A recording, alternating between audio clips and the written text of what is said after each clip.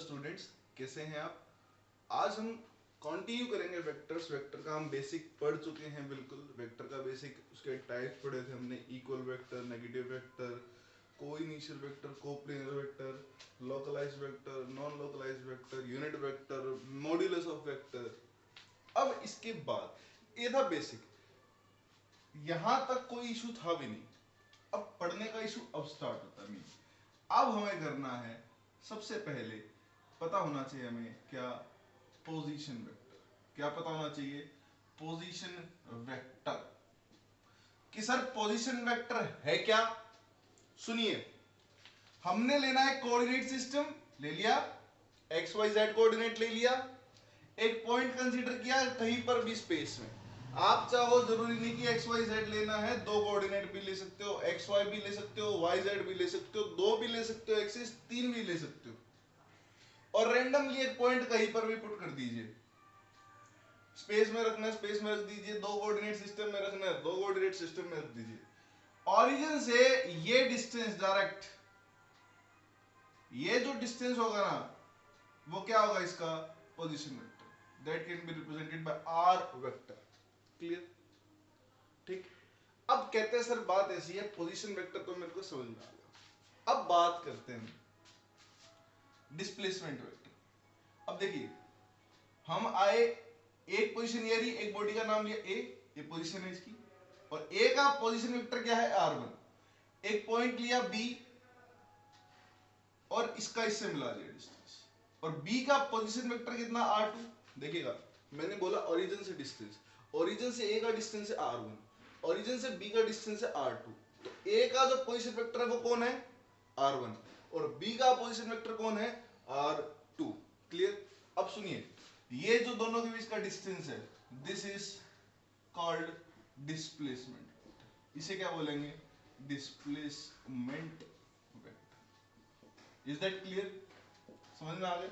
Origin से मतलब हम कहीं पर भी जाएं, फॉर एग्जांपल मैंने एक कोऑर्डिनेट सिस्टम लिया, ये डिस्टेंस, इसके कोऑर्डिनेट्स मतलब कोई भी दे दिया हमने r, तो ये r क्या है? Position vector of this object. इस मास का ले लिया m1, तो m1 का पोजीशन वेक्टर कौन है? r1। तो वही अगर मैं m2 ले लूंगा, तो m2 का पोजीशन वेक्टर कितना हो जाएगा? r2, and this distance is called displacement vector. किसके बीच का डिस्टेंस? m1 से m2 के बीच का। क्लियर? अब सुनिए, आज हम काफी डीप में जाने वाले हैं, थोड़ा गहराई में जानते हैं, करते हैं होता क्या। सुनिए, अब हमें करना क्या है। फर्स्ट ऑफ ऑल हमें पढ़ना पड़ेगा वेक्टर के रिजल्टेंट।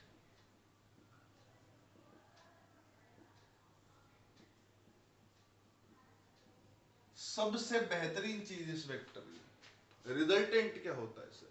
अब रिजल्टेंट का बेसिक मतलब क्या है?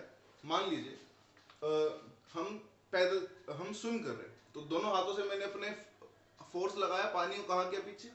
मतलब एक हाथ से फोर्स का लगाया इधर, दूसरे हाथ से फोर्स का लगाया इधर, और इन दोनों की वजह से मेरी बॉडी कहाँ गई? आगे। आप इसको नहीं, एक बर्ड को फ्लाई करते हुए देखिए, दो विंग्स है उसके पास, एक विंग से फोर्स लगा रहा है पीछे की तरफ इधर, एक से लगा रहा है इधर, और दोनों की वजह से नेट इंपैक्ट कहां आ रहा है? सामने की तरफ। रिजल्टेंट वेक्टर क्या है? अब आसानी से समझिए, जहां दो और दो वेक्टर का जो इंपैक्ट है वो अकेला एक ही वेक्टर दे जाए, उसे क्या बोलेंगे? Resultant vector. जहां दो या दो से ज्यादा का जो इंपैक्ट है वो कौन दे जाए? एक सिंगल वेक्टर, उसे हम क्या बोलेंगे? Resultant vector. क्लियर? अगली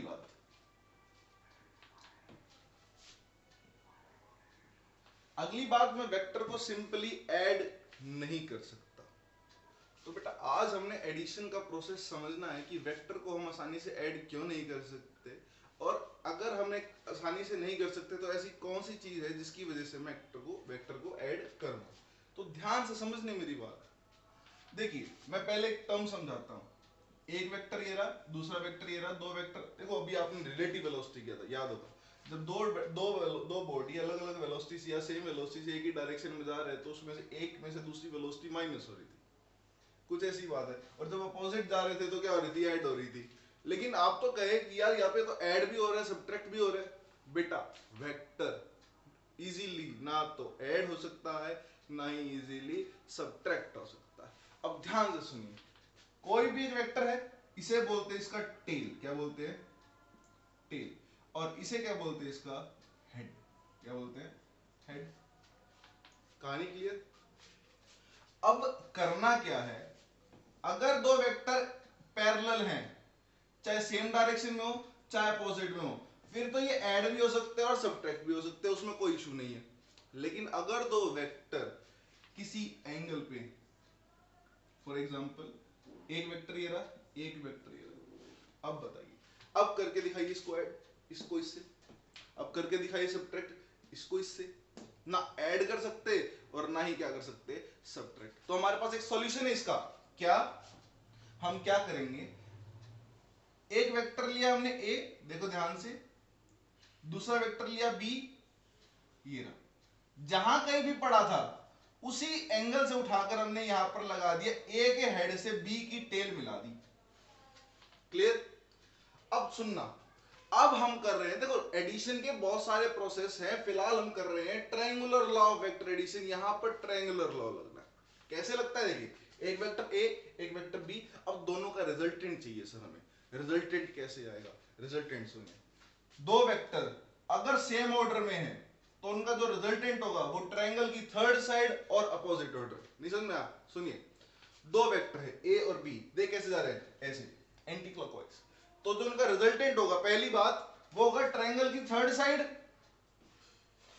ट्रायंगल की थर्ड साइड तो देख लिया आपने, और अपोजिट ऑर्डर का मतलब अगर ये एंटी क्लॉकवाइज है तो ये क्या होगा, क्लॉकवाइज एरो का डायरेक्शन।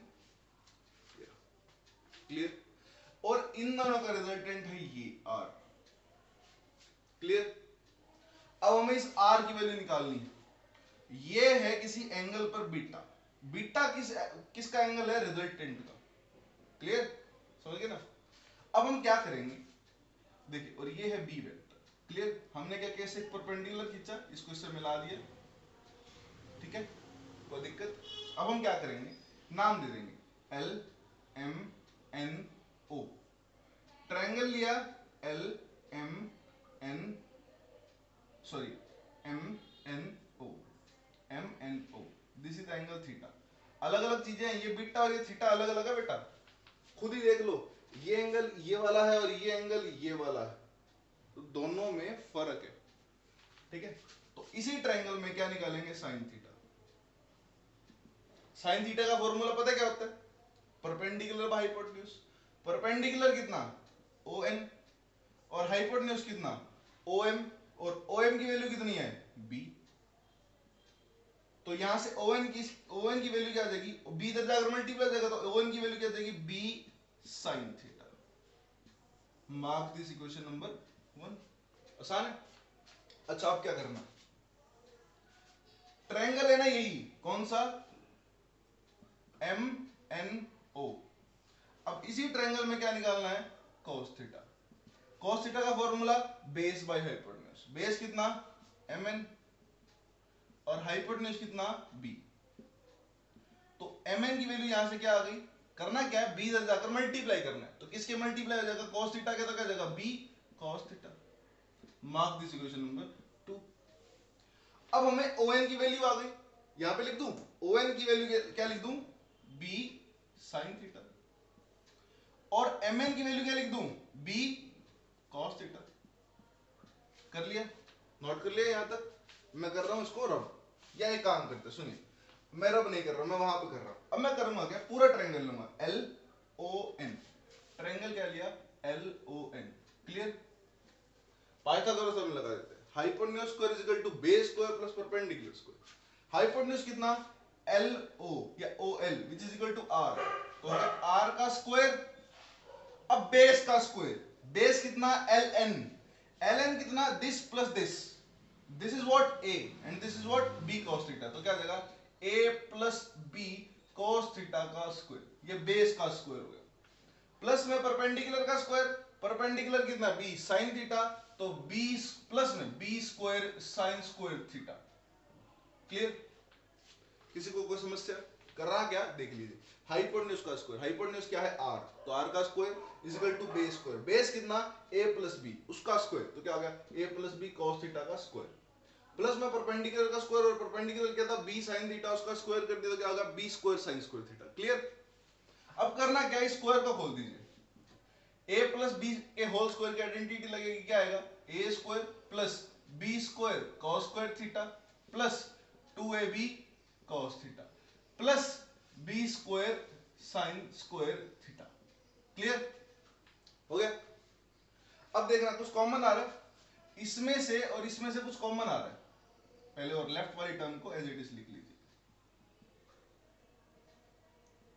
r, तो r स्क्वायर की वैल्यू क्या आ गई, इस a square as it is, इन दोनों में से कॉमन क्या आ गया b स्क्वायर, अंदर क्या बच गया sin square theta plus cos square theta plus में 2ab cos थीटा। अब समझदार है, sin square theta plus cos square theta किसके इक्वल होता है 1 के, 10th क्लास में भी पढ़ा था आपने एक बार। तो r स्क्वायर की फाइनल वैल्यू कितनी आ गई, a square plus b square plus 2ab cos theta. In case अगर मेरे को डायरेक्ट r निकालना है तो क्या करेंगे, a square plus b square plus 2ab cos theta under root. Clear. नहीं समझ में आया तो एक बार दोबारा से देखते हैं। क्या करना है, हमने लिया एक वेक्टर a एक वेक्टर b, इन दोनों का रिजल्टेंट कौन होगा, ट्रायंगल की थर्ड साइड और ऑर्डर अलग, अब ऑर्डर अपोजिट, मतलब अगर ये ऐसे हैं तो रिजल्टेंट ऐसे, अगर ये ऐसे होते तो रिजल्टेंट होता मतलब उससे अपोजिट, अगर ये ऐसे होते तो ये ऐसे होते, ठीक है, तो ये ऐसे होता, एरो इधर आ जाता, ठीक है ना। क्लियर। अब करना क्या है, इससे एक परपेंडिकुलर खींचा ON, ठीक है, इसको से मिला दिया, मेरे पास एक सेपरेट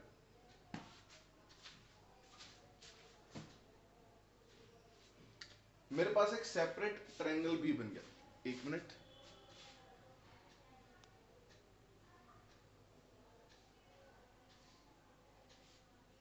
सेपरेट ट्रायंगल भी बन गया ये वाला।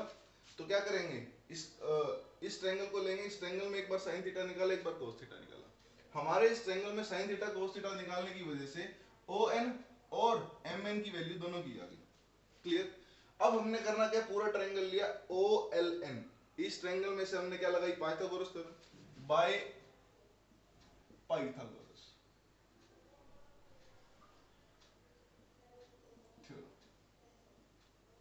इस थ्योरम में हमने क्या किया, r का स्क्वायर मतलब हाइपोटेन्यूज का स्क्वायर, बेस कितना है a plus B cos theta का होल स्क्वायर, और परपेंडिकुलर कितना है b sin थीटा का स्क्वायर, तो b square sin square theta हो गया। इसकी आइडेंटिटी खोल दी, b स्क्वायर कॉमन ले लिया, sin square theta plus cos square theta कितना आ गया 1, और r का स्क्वायर था इधर जाकर क्या हो गया अंडर रूट। इस फॉर्मूले को कोई ना भूले, ये जानदार फॉर्मूला है, ध्यान रखिएगा। क्लियर। एक बार आप इतना कीजिए, आगे